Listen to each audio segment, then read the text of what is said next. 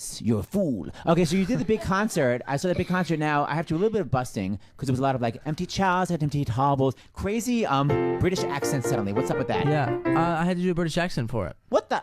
Les Mis takes place in France, dear. I know it is, and what's funny is that they have specific accents for different parts of the show.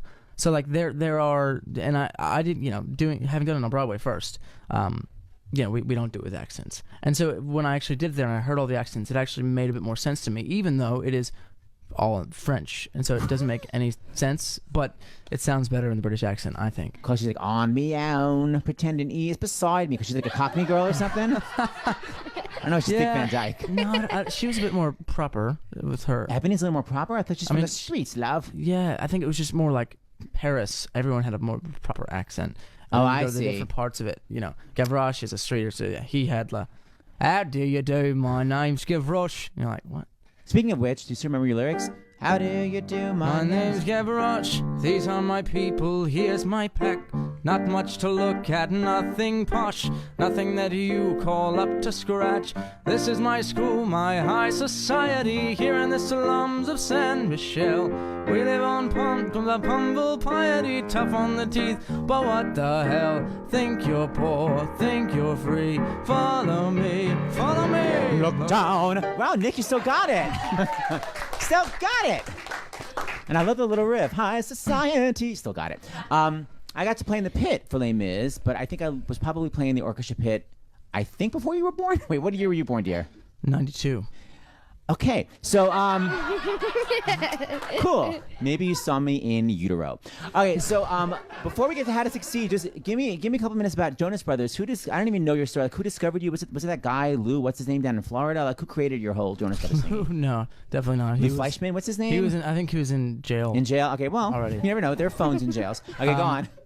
No, basically, funny story. A family friend heard a song that I recorded for Equity Fight Say's Christmas record that they You mean put the Broadway Cares album? Yeah. Carols for a Cure? Mm-hmm. Amazing. So I wrote and recorded a song on that when I was about 11 or 10 or 11. They heard that and Debbie Gibson of you. and gave it to a family friend or a friend who worked at Sony Records, and so we didn't really know what that meant. We kind of just said, all right, so it works at Sony Records, could be anybody, and turns out it was the head of international for Sony, and so they were pretty high up, and so they gave it to a guy named David Massey, who was the head of A&R, and he basically brought me and signed me, and I started working on a solo record first at about 12 years old. How old? 12. It's a great start for me. Go on. Really, I hate my career. Go on, yeah. And then I wrote a song with my brothers for that solo record. And they heard that the label and wanted to sign all three of us. So we were signed as a group. Now, when you say you wrote it, is it you actually wrote it Madonna style? I whistled the tune and someone wrote the melody and the chords. Go. No, it was really me. I really loved writing music from a young age and had a passion for, kind of creating. And my dad's a musician as well, pianist. Oh, okay, so that's how you learned. I learned from him, and in the earlier days of my journey in music, he really helped me kind of craft songs and learn how to create a song and perform it. And you read music too? I can't read music. I can follow along. So how do you do? You write down the chords? Write down the chords. And do you play the piano too? I do play a bit of piano. I play guitar mostly. So you write mostly on your guitar? I do, yes. Have you thought of auctioning it off? Because I'm sure it's worth a lot of money for some good cause. I've done a few auctions with guitars, signed them and given them away for charity, and that's been a great way to do that. We have a great partner in Gibson, so they've been helpful in sort of... Gibson Guitars? Yes. And what's your favorite charity, by the way? Favorite charity? Well, I have a foundation with my brothers, Jonas Brothers Change for the Children Foundation, which our primary focus is diabetes related because I'm diabetic myself. Wow. I was diagnosed in November 2005, and how old were you? I was 13. Wow, tragic. Go on. And so from that point on, I kind of made it a real passion and mission of mine to, be open about it, raise awareness, and raise financial funds for research, and spoke Capitol Hill and spoken with the president, and just tried to do what I can to really kind of raise a big issue. It's a growing epidemic and needs to be kind of more in front of people's face, I think. It is. It's more and more because everyone's eating so badly. I mean, it's also going to be genetic, but it's also from people eating badly. Yeah. Oh, that's great you do that. I applaud thee. Okay, so go on. So you get this record deal at age 13 when I was just being bar mitzvahed, and then at the same time, the record comes out, and then what happens? Suddenly crazy megastars? No, actually, we released on Columbia Records first, our group album. This would have been in late 2004 or 5, or early 5, and it didn't do well at all. So it barely sold, I think, 6,000 units or something. And did they drop you? They dropped us. And so then we basically were, at a kind of a fork in the road. We said we either have to, just sort of let it all go now, or continue to write and hopefully find another label. And so we kept writing and found our label over at Hollywood Records in LA, and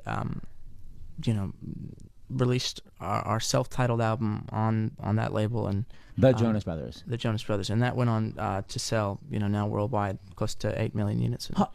Okay, so you didn't sell enough copies and they dropped you. On a related note, my young adult book is called My Awesome Awful Popularity Plan, and it's from Random House. If I get dropped, I'll be devastated. So keep going. So your second CD. Now, what about, did people go back to the first and go, oh my God, now we're obsessed because we love the second? Well, yeah, so that's what's funny is once the self-titled album came out, and then things started to really get rolling for my brothers and I. My brothers and me.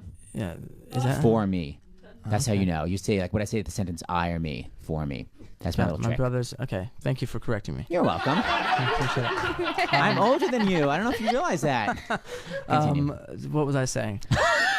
So rude to interrupt. Sorry about that. You said once things started rolling for my brothers and me. Then the first record, which they shipped, I think 15,000 units total, started showing up in some of these like specialty record stores, and I took some pictures of what they're selling it for, but it was pretty high up there price wise, and it was kind of funny because I think we were a lot more proud of the Jonas Brothers album, the self-titled album, and that statement that we made as artists than the one before that anyway. And so it was funny to go back there, and then released 2 of the records after that, and had #1 records with both of those, and so it was a fun journey for us. And where are you from originally? In New Jersey?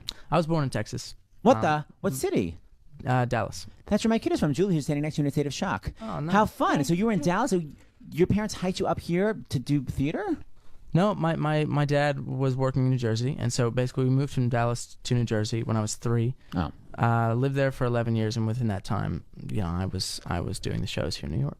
So now you're starring on Broadway. How to Succeed. You've replaced Cutie Cutie Daniel Radcliffe and Darren Criss. So how scary is it to actually, because Marius, Gavroche is like little character part. Marius is like the romantic lead sidekick, but Finch is the lead. Is it the most fun thing in the world, or you never had so much pressure, you having a breakdown? No, it's the most fun thing in the world, and there is an element of pressure, but it's good. I think I'm the kind of person that responds well to it, and I can tell. And pushes myself harder and harder, and wants to just give a great performance every night. And I think the important thing to remember about this show for people that have seen it and that haven't seen it before is that obviously, as we know, it's such a classic, and it's just a brilliant production. This one, Rob Ashford's done an amazing job. It's a great production, and I did the revival with Matthew Broderick, and I played in the pit 1,000,000 times, and I was like, I do not want to see that show again. And I came to see it, and I loved it. I know the show so well. I loved it. It's really a kind of a joyous experience, and it's one of those things where I think the entire creative team is amazing. The cast that they have at this moment is brilliant. You're with Michael Urie now, right? I am, and he's fantastic in the role. And becoming a great friend as well, which is great to have. And I think I'm thrilled to be among so many talented people, and so blessed to bring a new audience to Broadway, as well as theater-loving fans. Come see this show again and see what a brilliant job they've done with this, and hopefully you'll leave thinking I've done okay as well. Well, that's very sweet. What's so great is that it really does appeal to adults, and it always proves my point. I can't stand this new trend of having quote-unquote children's shows on Broadway. It's like in my day, we just saw a Broadway show, and now all these kids are seeing How to Succeed, which was not written for children, but they're loving it. My kid Julie, she's 11, she's seen it twice and loves it. So it's not like you need to go see like a fairy tale. Like you can go see an actual adult musical and love it, especially when there's a cute heartthrob in the lead.